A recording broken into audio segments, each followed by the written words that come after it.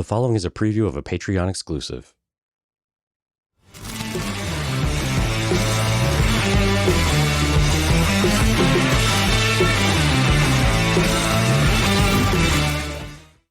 All right, so Dante, why don't we start with you? What is above visions? This is where things start to get a little dicey. This comes a lot of personal preference in here, and I think this is where the longer the series goes, like most of these are only one season. Bad Batch is 2, Mandalorian is 2 with another coming, but it feels like we have a lot more Mandalorian for some reason than most of these other ones. But so this is a little bit interesting to see where we go from here. So what's next on your list going upwards here, Dante?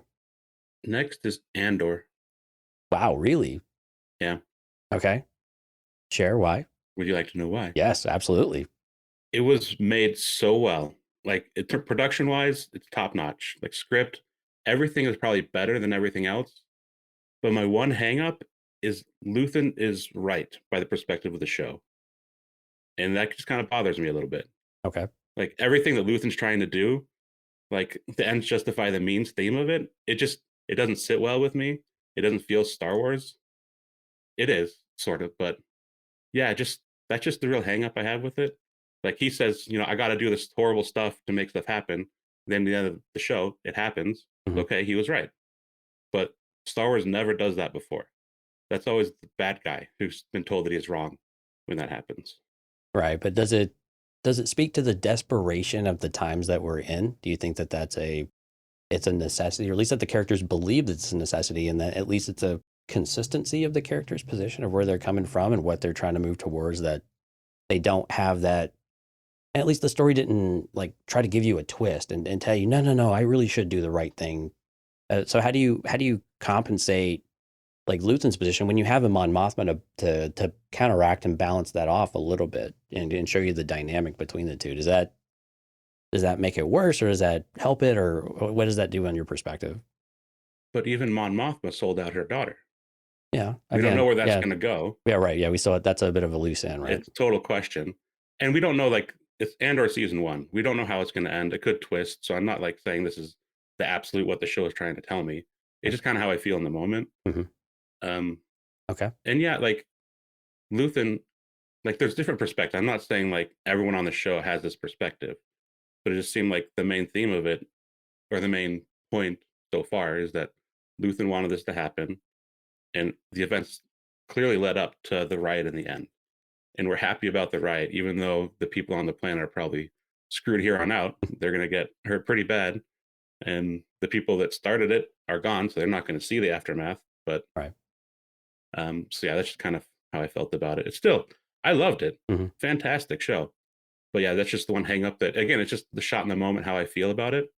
And so when I look back on it right now, it's just kind of like, oh man, that's what they're going with. It's tough when you got that nagging feeling that just won't let you go all the way, right?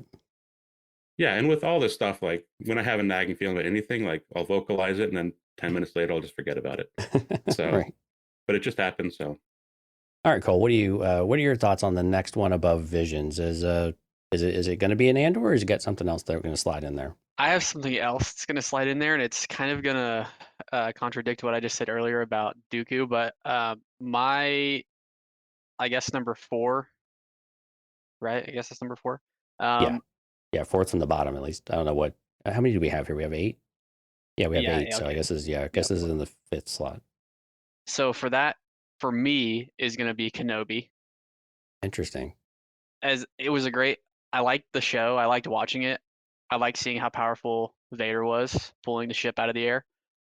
But besides that moment and the very end when Obi-Wan fought Vader, everything else was pretty unmemorable for me.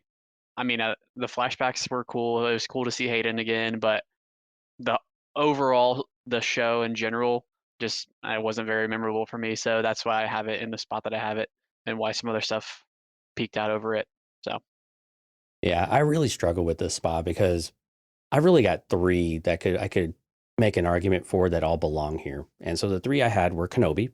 I think it was just while the premise was there, and there were moments of really good writing, there were moments of really deep material. Some of the the fight scenes and what we got between Vader and Obi-Wan were really important. And I think necessary for the canon. Overall, it just didn't quite have the strength I thought of like an Andor, right? I also had Clone Wars season 7 in there actually, because again, the season when you look at it from a total season, while the end of it was really good and really fresh, the rest of it was, it was kind of okay.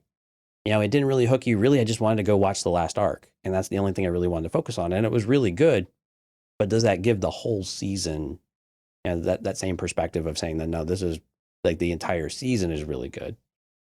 And then I really struggle with this one, but I actually had Bad Batch in that grouping too. And I think with Bad Batch, it was mostly because it felt like a normal cartoon series where it was just like there was maybe not filler episodes, but there were definitely episodes that were filler that we were just kind of filling the void. And they were fun adventures and they were really cool. And I think we got character moments in a few of them, but overall, it just kind of felt like we were still plodding along sometimes. And when you do a weekly episode or a weekly show on those, it you kind of feel that a bit more perhaps. But so I had those three grouped together. But at the end of the day, I think I went with Obi-Wan Kenobi. And as that one, and I think it's a lot for the same types of things you were saying, Cole, where it's just the moments you had in there were really, really cool. But they just weren't, it didn't grip you in the same way. When I compare it with like an Andor, it's not even a fair fight when you look at the quality or at least the delivery of all the things that we've talked about over the last several months. Right. And so I unfortunately, it has to go up against content like that. And I think Obi-Wan fell a little bit short. So having said that, Dante, is Obi-Wan in this ballpark for you of this next, like this, the next couple of rankings to where that's a position you think it would be, okay to slot it into? I mean, everything but maybe one of them is all in the same ballpark, maybe two. So yeah, like when I look back on Kenobi, like I don't remember that no one could run really fast because they were on a closed set, which bothered me at the time, but I've forgotten about that. Oh gosh, the Sorta. the sets were just constantly in your face. I thought of being small. Yeah. Yeah, Yeah. it totally felt that way because no one could run fast, and it was very noticeable. Yeah. But when I look back on it, I remember the interactions between Little Leia and Obi-Wan. Mhm. Like those were so like they were perfect. They were very If I look powerful. at that, and the fight scenes were great. Well, except for the one in the junkyard, that was thematically it was great, and what they're doing with it was great. But again, Obi-Wan couldn't run very fast. It was Right. annoying. But yeah, when I look back on it, I remember those parts and very fondly because they're fantastic, and I want to watch those again. So that's why to me it was higher. Even if we're talking about production value and how like which one was the best like overall, not just looking at it specific on how I feel about it. Andor is going to be way up there, but it's just how I'm feeling in the moment. And to me, Kenobi is just higher than Andor. Okay. So Cole, when you look at Andor, is Andor in the same grouping here, or does it? So for me, just in full disclosure, Andor is towards the top of this list, kind of top to bottom. But is it in this area of argument here to where we should pitch a couple in here and then we debate them as we go and just kind of see where they fall? Yeah, Andor's like towards the top of my list as well. Okay. I mean, it's around it, but it's Mhm. towards the top.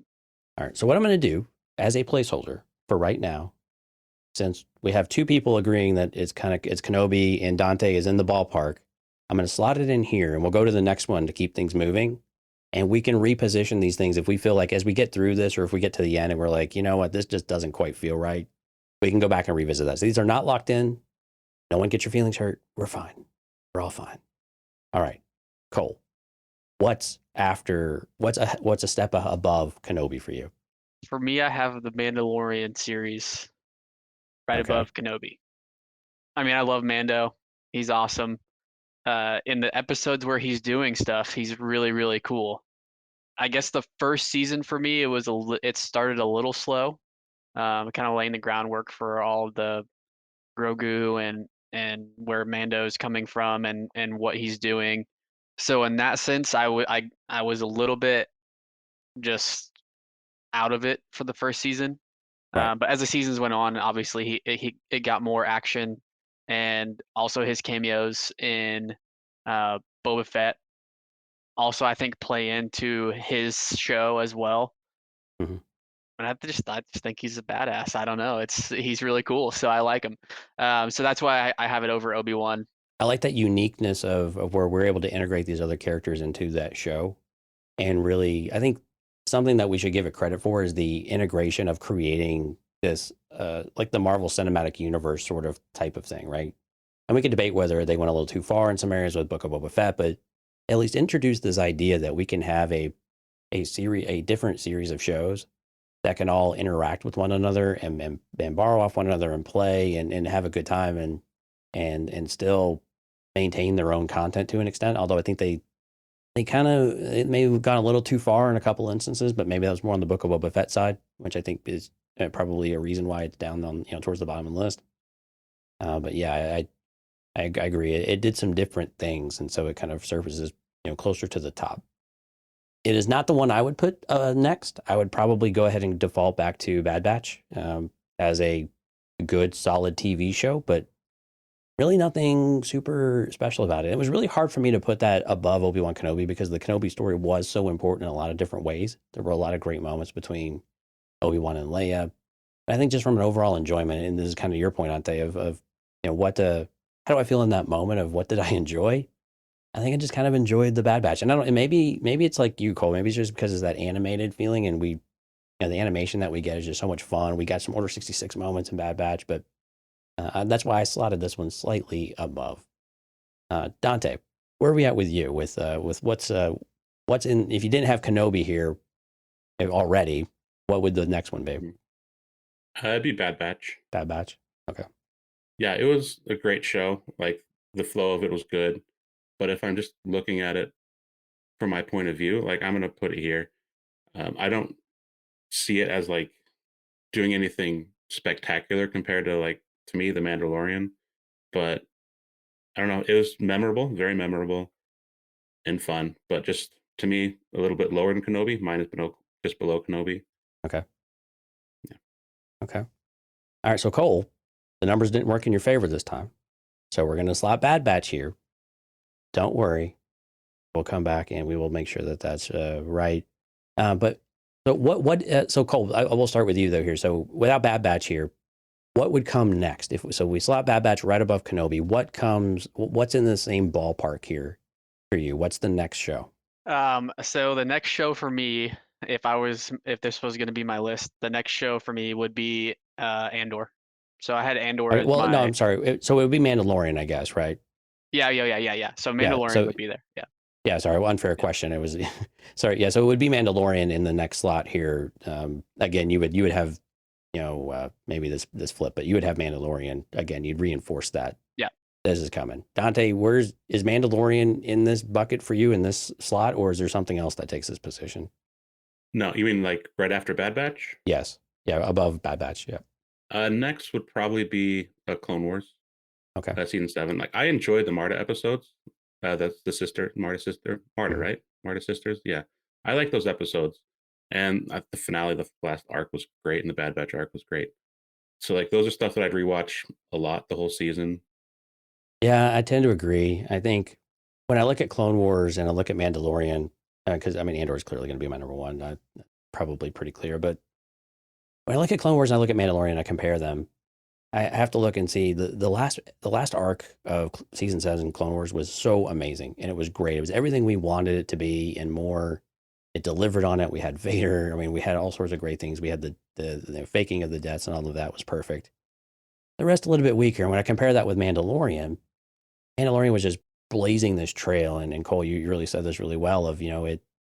While the beginning episodes may have been a little slow, you just got that gunslinger vibe. Right. I mean, the opening sequence for episode 1 of The Mandalorian is still one of my favorite episodes of the entire series, even though we had a lot of great moments later on, especially in season 2.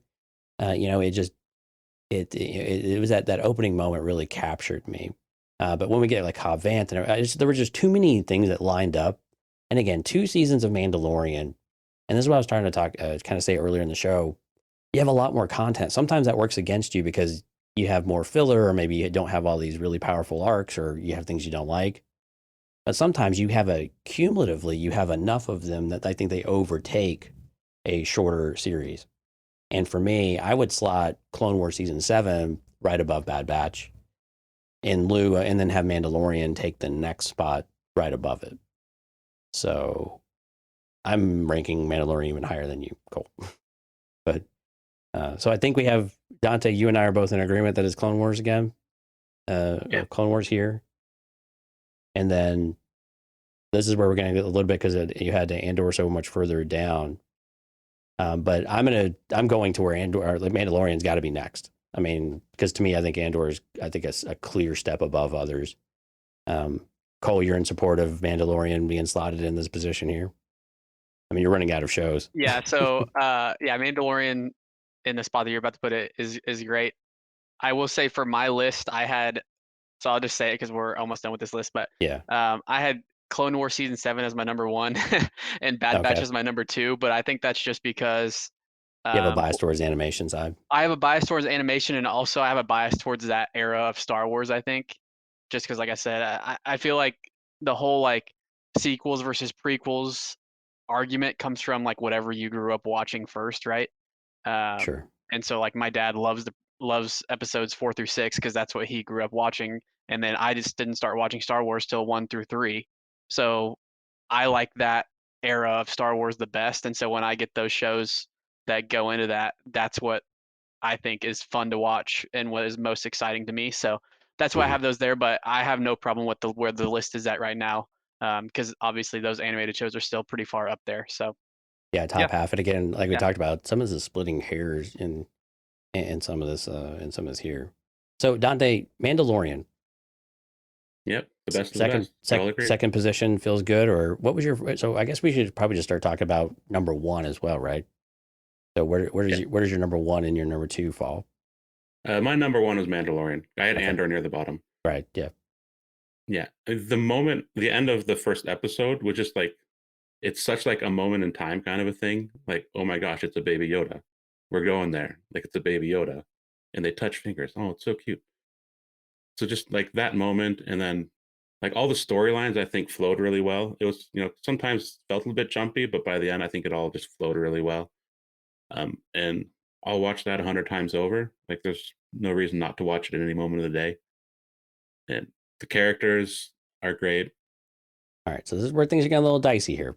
All right. So you had Andor towards the bottom. I have Andor towards the top. Cole has Andor kind of in the middle. So I kind of think from it, since there is no consensus here, Andor has to kind of go in the middle somewhere, right? I mean, I could pull rank and say, hey, it's my show. I'll do whatever I want.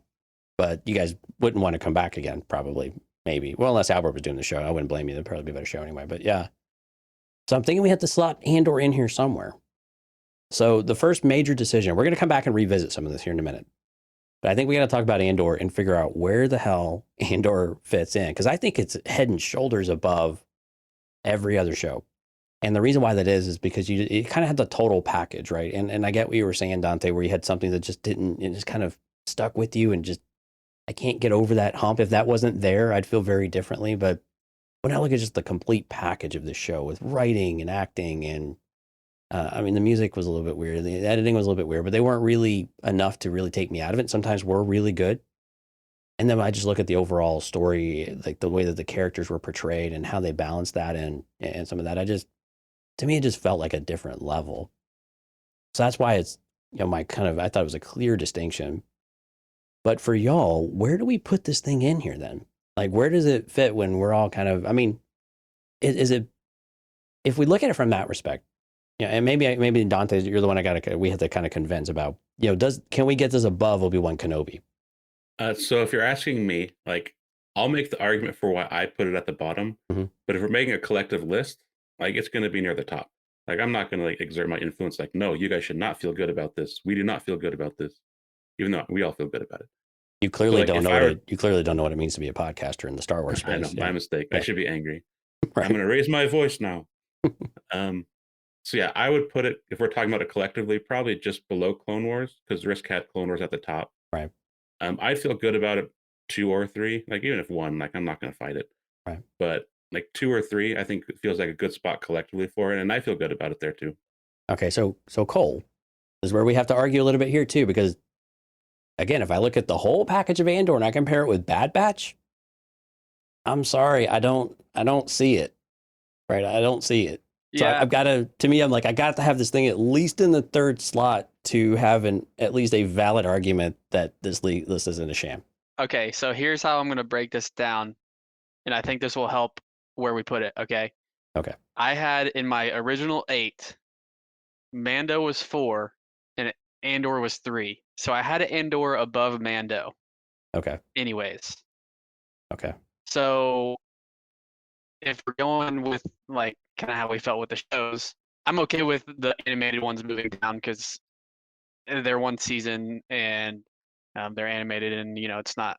I mean, you can do a lot, but there's only so much you can do as far as like emotion and facial features and everything with that.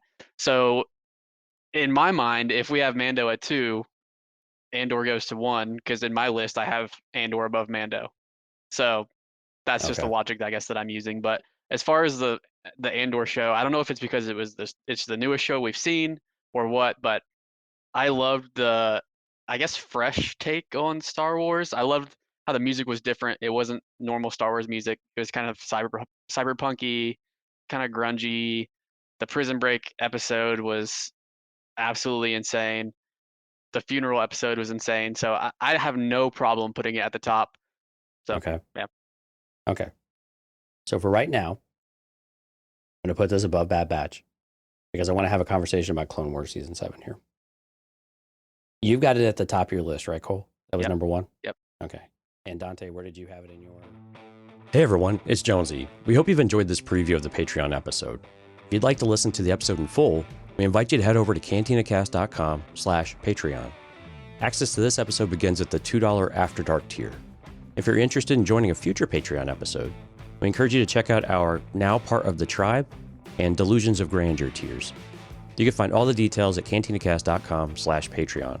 On behalf of Albert and myself, thank you all for your continued support, and may the Force be with you.